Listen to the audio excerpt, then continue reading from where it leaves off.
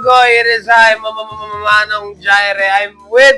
Anemic Traveler na ngayon ay mag-iinom kahit anemic tayo. So, pampatagdag ng dugo natin tong alak na to. Kita ba? So, yan. Focus. Nakafocus na ba? Bulag ako eh. I'm not farsighted. Alak Review.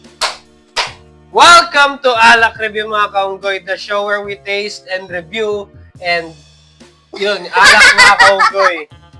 So, ang i-review natin ngayon is Tanduay Ice Signature, ano to? Alcomix? Basta nga. Alcomix, yan, no? Vodka Lemonade. Tanduay Ice Signature. Alcomix. Alcomix. Vodka Lemonade. 6%! 6%. And this is 330 ml. So, mas marami tayong may inom dito. Hopefully, mas nakakalasing. Charot. 1% lang naman. Chine-check ko kung expired. So, hindi naman expired. Ito yung expiration, ha? So, hindi pa naman expired. Hindi pa naman. 2025 pa. 2025 girl. Okay, so... Paano naman tayong mga bulag? Inumin na lang. Ay, Paano pag nag-prrrr, edi paunahan tayo sa CR? Oo. Tama ba yun na ano? Ba't kasi naka-shades ka pa? Part of the... Uy. Oh, di ba? Hindi kumakagat. Kumagat? Ayan. Chase! Uy! Si Malu! Uy! Chase! Test! Oh. Tinungga. Wow! Lemonade. Ay, may mukha naman siyang lemon juice from the packaging pa lang. Sa labas pa ng bote. Ramdam yung asim. Amoy kulaway mo. Para naman magbuo ka na, ano? Parang ang hina ng amoy niya. Parang amoy sigarilyo. Parang Sprite yung pagiging carbonated niya.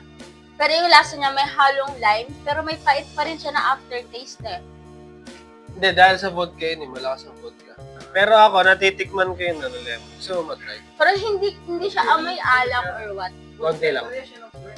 Daming tinungga. Kalasa lang ng Smirnoff. Oo nga, no? Teka. Uy! Ginawang ka-tower ang puta. Sure ka kalasa na Smirnoff? Ang naalala ko kasi, yung Smirnoff may tamis. Oo. Diba may konting... Ito kasi wala masyadong tamis eh. More on asim. Parang Natitikman ko. kalamansi. Kalamansi o lemon? Parang may kalamansi. Ewan ko, hindi ko ramdam yung pagka-lemon niya. Sa nostrils, mararamdaman yung lemon.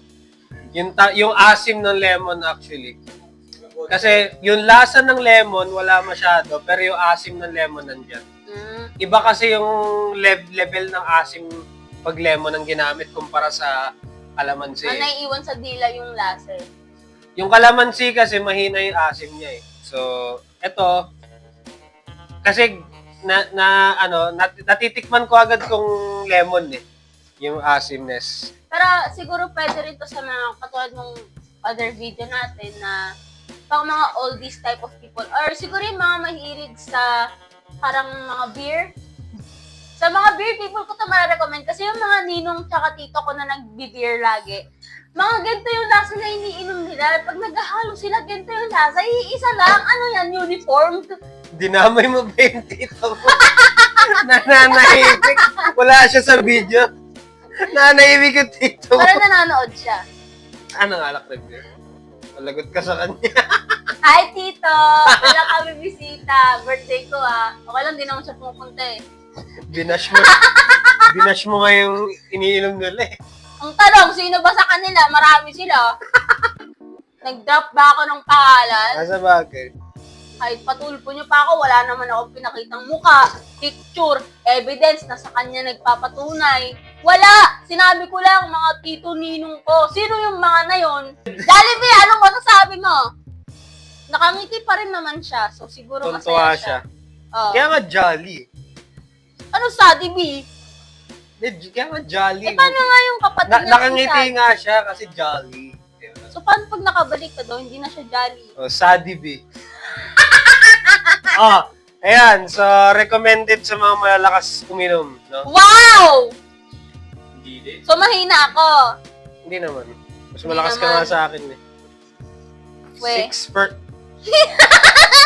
6% alcohol, Wait, so medyo malakas I siya. don't have the force. And that's the bottom line!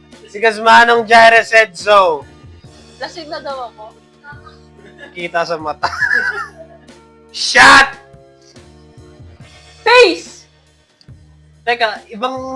Nandito iniinom ko eh. Ano yun? Ayan. Oh.